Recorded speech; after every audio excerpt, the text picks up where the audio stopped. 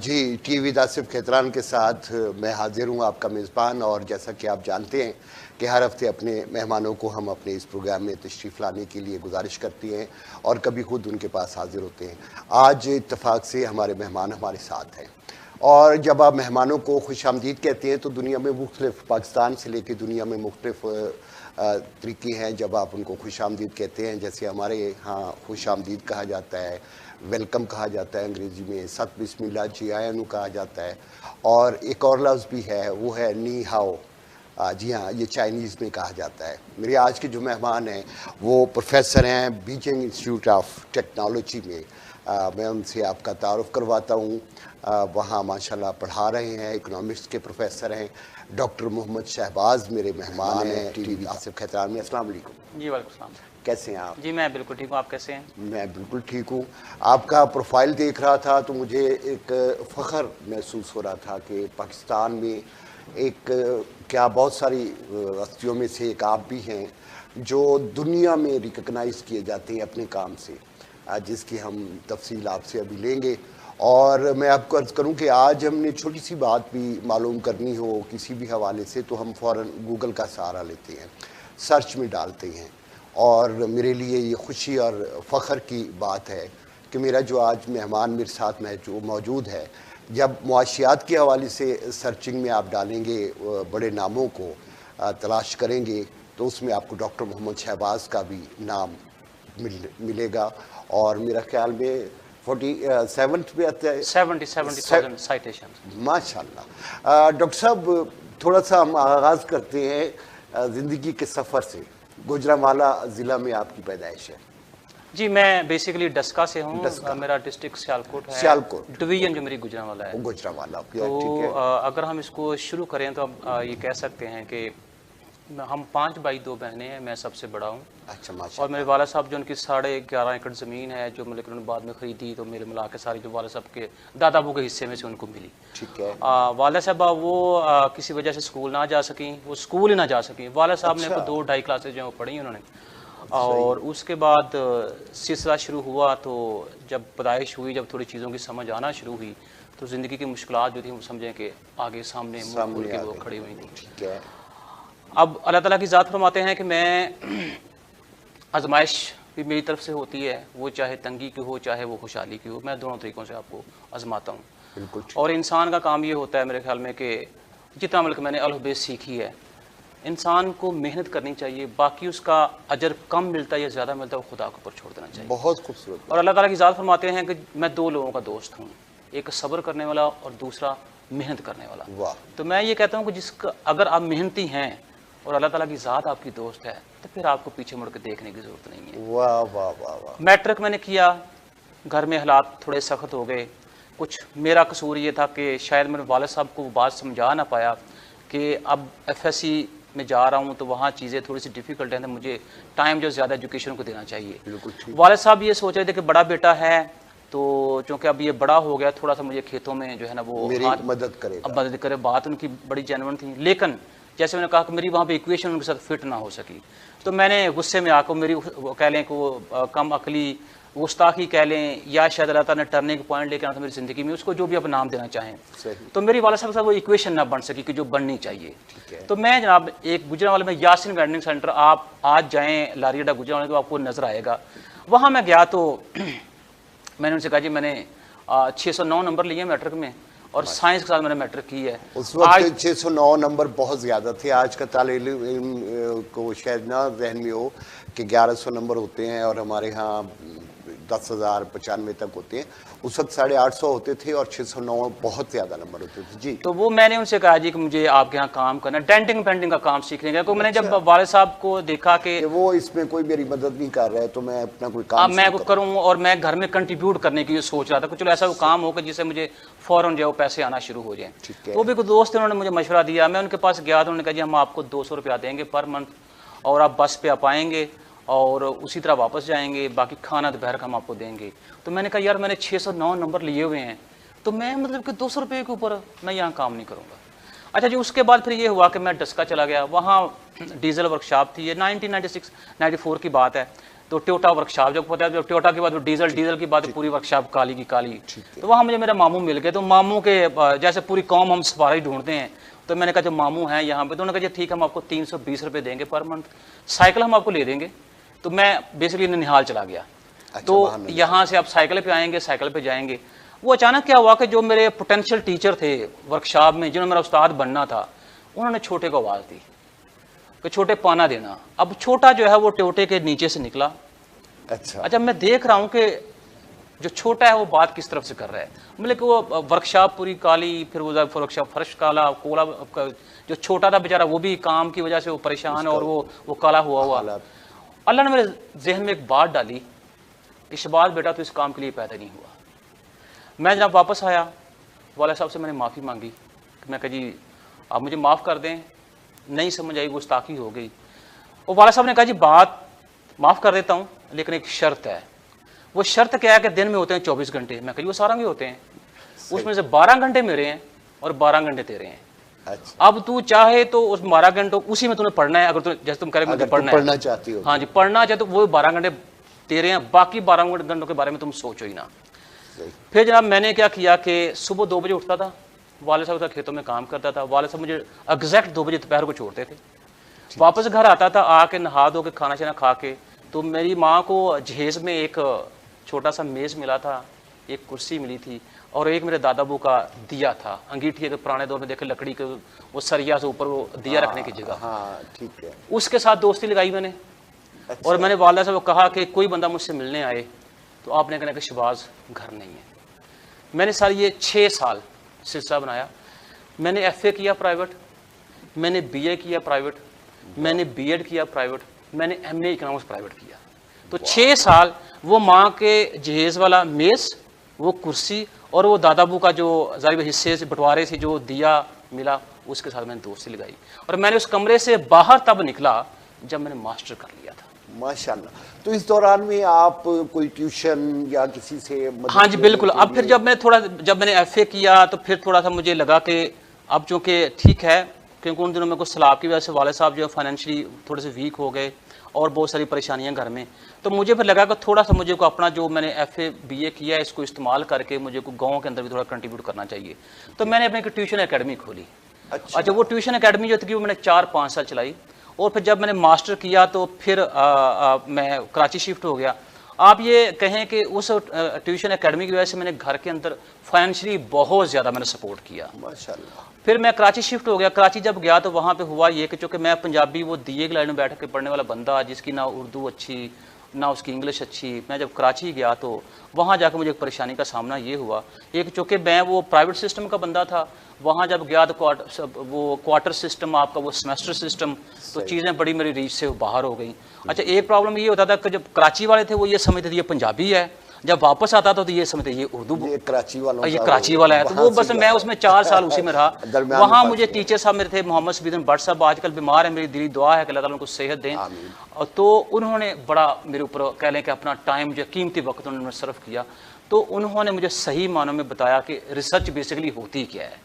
लेकिन वहाँ पर फिर मेरे साथ कोई थोड़ी सी पॉलिटिक्स हो गई, चलें वो हर जगह होता है। तो फिर मैं कराची से फिर मैं लाहौर मूव किया। अच्छा, जब लाहौर मैंने मूव किया तो फिर NCV मैंने एक प्राइवेट इंस्टीट्यूशन है मुल्तान में भी उसका कैंपस है, तो वहाँ फिर मैंने MPhil किया। जब मैंने MPhil कर लिया तो मेरे जो टीचर हैं डॉक्टर अब्दुल रहमान चौधरी साहबा, मुझे कहती शहबाज मेरी ख्वाहिश है कि तुम ना PhD मेरे अंडर करो। मैं कहा मैडम बिल्कुल आपकी ख्वाहिश है। आपने MPhil इकोनॉमिक्स में? हाँ जी, मैंने डेवलपमेंट इकोनॉमिक्स में MPhil किया। ठीक है। अच्छा, जब मैं वहाँ से मैडम की जब ये बात हुई तो मैंने कहा मैडम मैंने GC यूनिवर्सिटी लाहौर में अप्लाई किया था, आप जैसे आपका हुक्म। मैडम कहती शहबाज मेरे ख्याल में वो ज़्यादा बेहतर है। लेकिन हुआ क्या कि वहाँ पे भी ड्यू टू सम रीज़न मेरा एडमिशन ना हो सका। मैं फिर अपनी मैडम के पास। लेकिन इस दौरान आप अपने खर्चे कहाँ से पकड़े? हाँ जी, खर्चों का सिलसिला ये हुआ कि मैं कराची में था तो हुआ ये कि चूँकि मैं जब कराची गया तो उस साल एक तो फ्लड्स आ गए, तो हमारी जो गंदम की फसल थी वो सारी की सारी तबाह हो गई। अच्छा, उसके बाद हुआ ये कि 2-4 भैंसें थी हमारी, वो भी एक वीक के अंदर वो भी अल्लाह को प्यारी हो गई। तो वाला साहब बिल्कुल जो है ना वो बेबस होकर बैठ गए। तो वाला साहब को मैंने बताया कि अब क्या करूँ। तो अम्मा जी कहती हैं बेटा मेरे पास सिर्फ ये बालियाँ हैं, तो यही तुम ले जाओ, माँ ने बालियां उतार दी और मैं तेरे लिए कुछ नहीं कर सकता। वाह वाह वाह, माँ की मोहब्बत। चले जी, मैंने वो बालियां ले ली। जब मैंने बालियां ली तो मेरी माँ ने मुझे एक बात कही कि कोशिश करना कि मेरे एक अच्छे बेटे बन सको। बस मैं यकीन करें कि हर अभी जो बैठा हूँ इस गुजरत लम्हे के साथ मेरी कोशिश है कि मैं अपनी माँ का एक अच्छा बेटा बन सकूँ। माशाल्लाह। डॉक्टर साहब, आपने अपनी मेहनत का एक सफ़र बताया है और मेरा आज का नौजवान देख रहा होगा कि जहाँ बहुत सारी सहूलतें उसको हासिल हैं तालीम के हवाले से, कि एक नौजवान बिल्कुल एक ऐसे कस्बे से, एक ऐसे गांव से निकलता है जहाँ ना रोशनी की उसको मौजूद है उसके लिए सहूलत, और ना ही पैसों के हवाले से उसके पास सहूलियात हैं, लेकिन उस नौजवान ने, बल्कि उस वक्त बच्चे ने अपना एक हदफ मुकर्रर कर लिया और उसके लिए काम किया। चाइना कैसे जाना हुआ, यूनिवर्सिटी में आप पढ़ाना शुरू हो गए? हाँ जी, उसमें मैं एक थोड़ी सी एक सेगमेंट है मैं वो आपको बताना चाहूँगा। वो हुआ ये कि जब मैं कराची गया तो वो कुछ टाइम बाद वाला साहब जो मुझे एक महीने बाद 1000 रुपया भेजते थे, वो मेरा 1000 रुपया आना बंद हो गया। और हुआ ये कि मेरे पास सिर्फ 600 रुपये रह गए। उस वक्त ट्रेन का जो किराया था वो 850 था। तो मैंने मन बना लिया कि मैंने MS नहीं करना, मैंने वापस चले जाना है। कुछ चीज़ें इस तरह की मेरे साथ हुई, मैं बड़ा मायूस हो गया। तो फिर मैंने सोचा कि मौलवी साहब, बल्कि उससे मैंने ये सोचा कि शवाद, अब तेरे पास टिकट के पैसे तो हैं नहीं है, अब तूने जाना पैदल ही है गुजरांवाला। तो मेरे ज़हन में एक बात आई कि मौलवी साहब अक्सर जब बिजली का बिल उन्हें इकट्ठा करना होता तो सुबह सुबह ऐलान करते थे कि अल्लाह के रास्ते में एक लगाओ तो अल्लाह ताला 70 देता है। तो मैं कहा बेटा ये पैसे ख़त्म भी हो गए तब भी तूने पैदल ही जाना है। अच्छा, मैं मलीर हाल्ट में था तो मेरे घर के सामने से पटरी गुजरती थी, तो वो जब सुबह को अब बेकारी बैठे, मैंने उसको 10-10 दिए, को 200 रुपये मेरा खर्च हो गया। शाम को जब वापस आया मैं तो फिर मैंने को बेकारियों को पैसे दिए, मेरे पास सिर्फ 200 रुपया रह गया। एक उस दिन मैं इतना ज़्यादा थक चुका था, भूख मुझे लगी हुई, तो मैं जनाब ना छत पे था, मेरे नीचे था होटल, तो मुझे इतनी तकलीफ हुई कि मैं दुख से मैं वो नीचे ही ना आ पाया। और मुझे ये बात करते हुए अक्सर मैं इमोशनल हो जाता हूँ कि मुझे याद में कि मेरी माँ मेरे पास होती तो आज मुझे भूखा सोने ना देती कोई भी। जिस सुबह मुझे तकरीबन 6:32 पे पहली कॉल आई कि सर आप कल हमारे बच्चों को ट्यूशन पढ़ाने आए थे, तो आपने जो फीस डिमांड की है वो हम उसके ऊपर एग्री हैं। तो मैंने उनसे 6000 रुपया कहा था। अच्छा, फिर एक और फीमेल थी, वो CA कर रही थी, उनको मैनेजरियल इकनॉमिक्स पढ़ानी थी मैंने, तो मैंने कहा जी मैं आपसे 4500 लूँगा पूरे कोर्स का। अच्छा, एक मेल थे, उन्होंने इकोनॉमेटिक्स पढ़ना, तो उनसे मैंने कहा जी मैं आपसे 5000 लूँगा। हुआ ये कि जो पिछला दिन था, मैंने अपने इंस्टीट्यूशन में एक एप्लीकेशन दी कि आप जो मैंने फीस आपको पे किया मुझे वही लोन के तौर पे वापस कर दें। वो मेरी एप्लीकेशन अनफॉर्चुनेटली रिजेक्ट हो गई। अच्छा, मैं फिर वो डिफेंस चला गया। सियालकोट की फैमिली थी, उनके 3 बच्चे थे, उनको मैं ट्यूशन पढ़ानी थी। अच्छा, मैंने घंटा पढ़ाया तो मुझे कहते फीस, मैंने कहा जी 6000 रुपये आपने फीस आपको बता दी। तो मुझे कहते हैं यू आर टू एक्सपेंसिव। मैं कहा जी आज का किराया लगा के मैं आ गया हूँ, बच्चों को मैंने पढ़ा दिया, आपका दिल करे तो मुझे सुबह कॉल कर लीजिएगा, ना करे तो मुझे कोई इतराज़ नहीं। Same I did the second candidate and same I did the third candidate. अच्छा, अब जब 7 बजे तो वो बच्ची का फ़ोन भी आ गया, जी हम भी आपकी खिदमत लेना चाह रहे हैं। 7 बजे तक, सॉरी 7:30 बजे तक तीसरी कॉल भी आ गई। मैं उस दिन फिर यूनिवर्सिटी गया तो मैंने वो एप्लीकेशन दी और मेरी एप्लीकेशन सेम डे अप्रूव हो गई। तो मैं इसका मतलब ये हुआ कि मैंने लगाया था 400, तो 4 को 70 से मल्टीप्लाई करें तो ये तो पैसे इसका मतलब उसके नज़दीक ही पहुंच गए हैं। तो मुझे फिर उसके बाद मैंने सर पीछे मुड़ के नहीं देखा। आज के दिन में माशाल्लाह मैंने जब नौकरी मिली तो फिर मैंने एक परसेंटेज खास जो है मैंने अल्लाह के रास्ते के लिए रख ली कि ये मैंने सबसे पहले काम करना है, बाकी चीज़ें बाद में। अक्सर लोग मुझसे क्वेश्चन ये करते हैं कि तुम जो काम कर रहे हो ये इम्पॉसिबल है, तो तुम एक नॉर्मल आदमी नहीं हो। समटाइम लोग क्या करते हैं कि आपको डिग्रेड करने के लिए या आपको इरिटेट करने के लिए वो कहते हैं अच्छा यार ये तो नॉर्मल पर्सन नहीं है। तो मैं हंस के कहता हूँ कि चूँकि मैं नॉर्मल नहीं हूँ, आप सही कह रहे हैं, क्योंकि मैं सुपर नॉर्मल पर्सन हूँ। वजह उसकी ये है कि मैं ये समझता हूँ कि वो अल्लाह ताला की ज़ात जो फाइनेंशियल नोटों की फॉर्म में वो 17 गुना जो है वो तो इजाफा हो ही रहा है, लेकिन मेरी जो ग्रोथ है उसके अंदर वो मेरे बहन भाई, वो मेरे वालदैन, वो मेरे दोस्त अहबाब जिनकी मैं हिडन या ओपनली हेल्प करने की कोशिश करता हूँ, उनकी दुआएं भी शामिल हैं। और सबसे पहली बात आपसे मैंने कही, चूँकि मैं मेहनती हूँ और अल्लाह मेरा दोस्त है, तो फिर मुझे किसी चीज़ की कमी नहीं है। जी, बहुत सारी बातें डॉक्टर साहब से हमने और भी सुननी है और इसी तरह इनकी जो सक्सेस स्टोरी है उस पर बात करेंगे, लेकिन एक छोटे से वक्फे के बाद।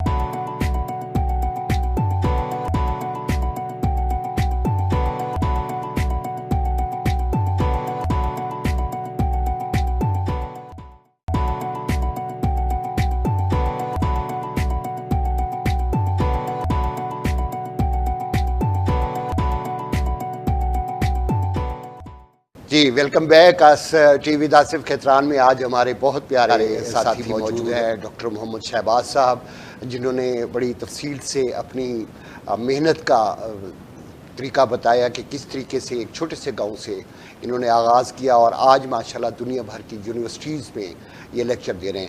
ڈاکٹر صاحب، چائنا اور فرانس اور پھر یو کے ماہر معاشیات کے طور پہ یہ کس طرح سلسلہ شروع ہوا اور کیا کیا کرتے رہے پھر آپ؟ جی بہت شکریہ۔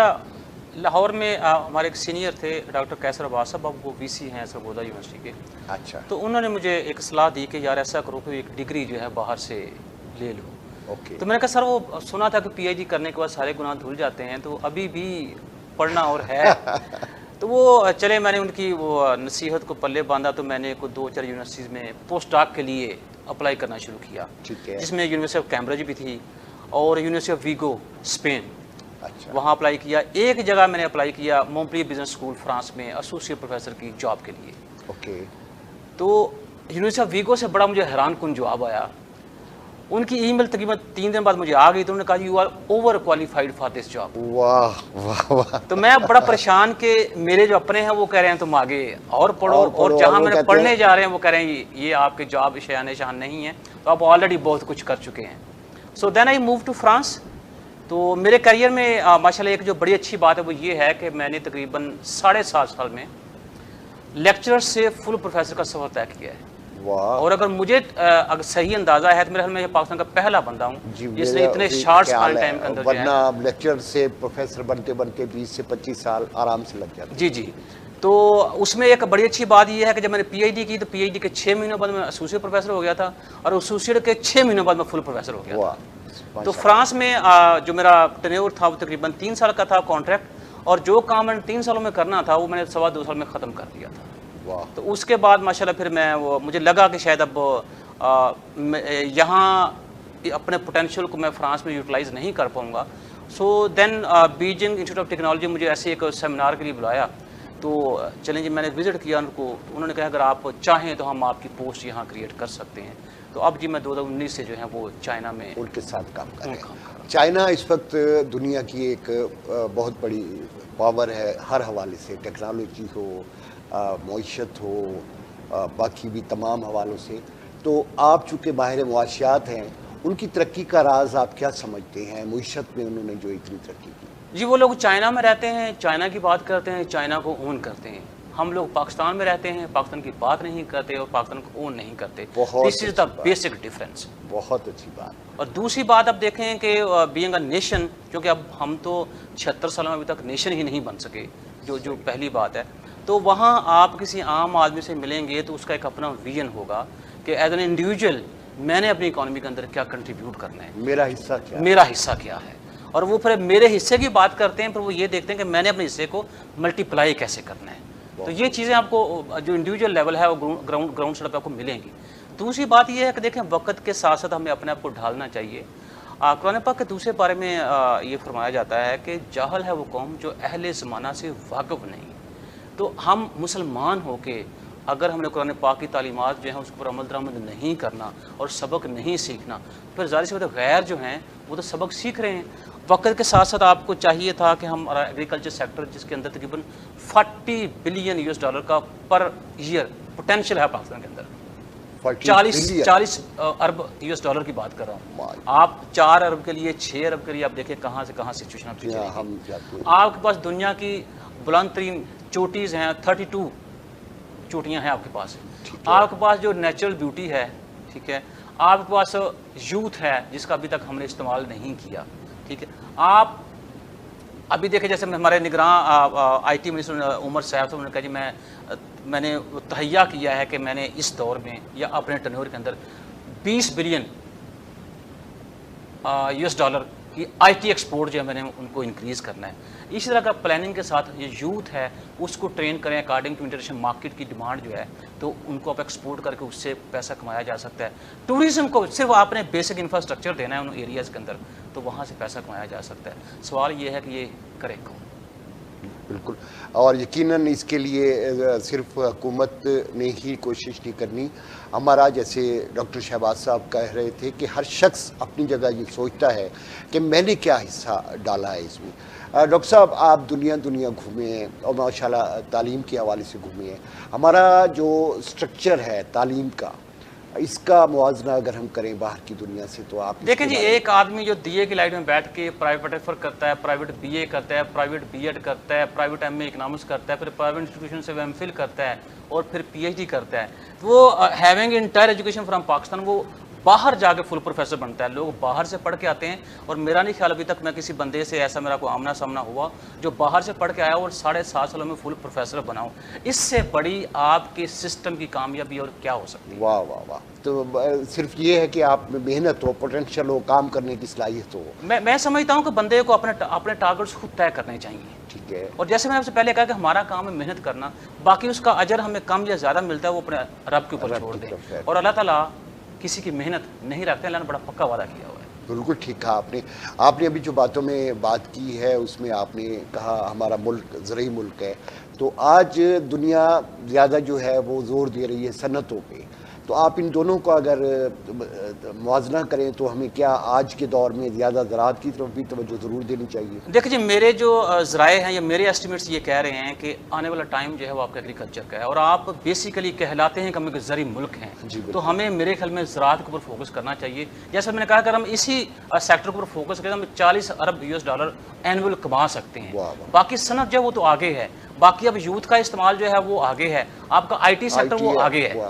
بالکل ٹھیک کہہ رہے ہیں. ٹورزم کے حوالے سے آپ کا چونکہ پورے دنیا میں گھومنے کا ایک سلسلہ رہتا ہے, اور ہمارے کہا جاتا ہے کہ جو شمالی علاقہ جات خاص طور پہ ہیں, تو کیا ٹورزم انڈسٹری میں بھی ہم اگر کوئی کام کریں تو اس سے بھی ہمارے کوئی فوائد ہو سکتے ہیں؟ وہی بات, 15 سے 20 بلین US$ جو کما سکتے ہیں. میں ایک بڑی اچھی اگزامپل دیا کرتا ہوں اکثر کا جب کوئی بات ہو ٹورزم کے اوپر, کہ دیکھیں آئیفل ٹاور پیرس میں ہے, اور یورپین پیرس کو جنت گردانتے ہیں کہ اگر ہمارا وہاں کو ٹور لگ جائے تو وہ بلکہ جنت سے کم نہیں ہے. تو دیکھا جائے اوور آل تو بیسکلی ہے تو وہ لوہا, ٹھیک ہے, مین میڈ ہے, اس سے وہ اربوں یورو یا اربوں ڈالرز کما رہے ہیں. اور آپ کے پاس تو دنیا کی بہترین نیچرل بیوٹی ہے, نیچرل سینریز ہیں, ٹھیک ہے. آپ نے صرف ایک ایپس میں جیسے کہا کہ بیسک انفراسٹرکچر آپ نے پرووائڈ کرنا ہے, اس کے بعد مارکیٹنگ. ہماری کسی شعبے کے اندر آپ دیکھیں مارکیٹنگ کا شعبہ سب سے زیادہ زوال پذیر ہے, سب سے کم ہے. تو مارکیٹنگ پر ہم توجہ دیں تو میرے خیال میں ہم وہ جو کہہ رہے ہیں 20 بلین ڈالر جو کما سکتے ہیں. جیسا کہ آپ نے بات کی ہے, آپ چونکہ معاشیات سے تعلق رکھتی ہیں, تو جہاں تک میں نے معاشیات پڑھی نہیں ہے, لیکن جو آپ جیسے دوستوں کے ساتھ بیٹھنے کا اتفاق ہوا ہے کہ باقاعدہ طور پہ جب تک آپ مارکیٹنگ نہیں کریں گے تو آپ اپنی کوئی چیز بھی نہیں بیچ سکتے. یہ ایک بنیادی اصول. آپ دیکھیں نا, بڑی چھوٹی سی بات ہے, آپ کا بچہ ہے وہ ایگزام میں بیٹھا, ایگزام اس نے پاس کیا, اس کی فرسٹ پوزیشن آ گئی, تو کیا آپ اپنے رشتہ داروں کو نہیں بتاتے, اپنے محلے کے لوگوں کو نہیں بتاتے؟ تو یہی مارکیٹنگ ہے. تو آپ کے پاس جو قدرتی نظارے ہیں, جو قدرتی مناظر ہیں, وہی بات جب تک لوگوں کو بتائیں گے نہیں, ان کو مارکیٹ نہیں کریں گے, ایڈورٹیز نہیں کریں گے, لوگ کیسے اٹریکٹ ہوں گے؟ اچھا, جہاں آپ نے زراعت کی بات کی ہے وہاں ہماری گورنمنٹ بھی کوشش کرتی رہتی ہے کہ ہاں جی درخت لگائیں اور سبزہ اگائیں, اور زیادہ سے زیادہ ماحول کی آلودگی یا ماحول کے مسائل کی وجہ سے پاکستان کو کن مشکلات کا سامنا کرنا پڑتا ہے؟ دیکھیں جی, وہ مشکلات آپ دیکھیں کلائمیٹ چینج کی وجہ سے آپ کی جو پروڈکشن تھی زراعت سیکٹر کی, آپ کی پہلے سے کم ہو گئی ہے. اس کے بعد اس کا دوسرا آپ دیکھیں کہ ہماری جو لائف ایکسپیکٹنسی ہے اس کے اوپر بہت زیادہ اثر پڑ رہا ہے اس چیز کا. اور تیسری بات آپ دیکھیں کہ جب یہ ساری چیزیں ہوں گی تو آپ کے ہیلتھ کے ایشوز ہوں گے جو کہ عام ہیں آپ کے پاس. اب مسئلہ یہ ہے کہ ہمیں چاہیے کہ لوگوں کے اندر اجاگر کی جائے یہ بات. کبھی میں بچپن میں ٹی وی کے اوپر ہم ایڈ دیکھا کرتے تھے کہ درخت بچائیں اپنے لیے, پوری قوم کے لیے. آپ مجھے بتائیں کیا آج وہ لوگوں زندہ ہے؟ آپ ہرے بھرے وہ سرسبز باغات ان کو کاٹ کے آپ گھر بنا کے دے رہے ہیں. وہ بات وہی آ گئی کہ وہ جو پچھلی گورنمنٹ تھی اس سے پیچھے 3.5 سال تھے کہ آپ نے ڈالر ایکسپورٹ کیا اور روپیہ آپ نے اکٹھا کیا. اب آپ کیا کر رہے ہیں کہ جو زراعت کے اندر آپ کا ایک پوٹینشیل تھا اس کو آپ کاٹ کے گھر بنا کے دے رہے ہیں. تو کل کو ان گھروں کے اندر رہے گا کون اور کیسے رہے گا؟ کیسے رہے گا جب آپ کے پاس کھانے کے پیسے نہیں ہوں گے, جب آپ کے پاس آپ کی معیشت بہتر نہیں ہوگی. چائنا ہمارا بہت ہی قریبی دوست ہے, سی پیک کا منصوبہ انہوں نے کیا, تو سی پیک سے آپ کیا امیدیں رکھتے ہیں ایز اے معیشت دان. دیکھیں جی سی پیک ایک بڑا اچھا منصوبہ ہے, اس میں کوئی شک والی بات نہیں, جس کے اندر 62 بلین US ڈالرز کا انویسٹمنٹ کا وہ معاہدہ جب ہوا تھا, وہ جو میں ابھی تک ہم 25 بلین ڈالر انویسٹمنٹ جو ہے وہ سی پیک کی وجہ سے پاکستان کے اندر آیا ہے. دیکھیں وہ چائنا کے اگر انہوں نے انویسٹمنٹ اتنا کیا ہے تو ان کے اپنے انٹرسٹ ہیں جس کو مدد رکھ کے وہ انویسٹمنٹ کر رہے ہیں. اب چونکہ آپ ایک ہوسٹ کنٹری ہیں تو آپ کو بھی چاہیے کہ آپ کے جو اپنے انٹرسٹ ہیں ان کو اچیو کیا جائے اس انویسٹمنٹ سے.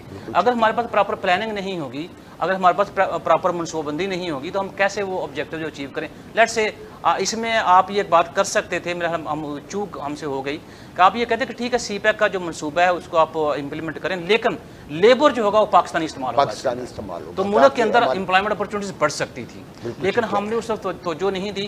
تو میرا خیال ہے کہ جو ہمیں سی پیک سے اچیو کرنا چاہیے تھا اس سے ہم پیچھے رہ گئے ہیں, اس سے آپ پیچھے رہ گئے. بالکل آپ نے ایک صحیح تجزیہ پیش کیا.